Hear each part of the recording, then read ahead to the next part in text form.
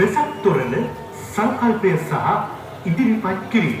කොළඹ පිටකොටුවේ මැණින් එළවලු වෙළඳපළ ශ්‍රී සම්බුද්ධ ජයන්ති වෙසක් තොරණ සමිතිය.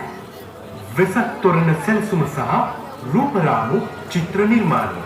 ප්‍රවීණ චිත්‍ර ශිල්පී ආනන්ද ජයලත්.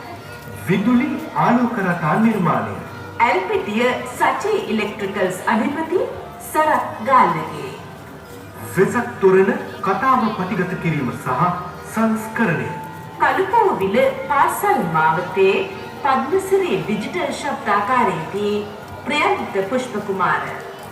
පටිගත කිරීම සහ සංස්කරණ අධීක්ෂණය. දියුන් වනසිංහ සමග සේනානී සේනාරත්න. විවිධ සහාය අනුර අත්තනායක. පද්‍ය හා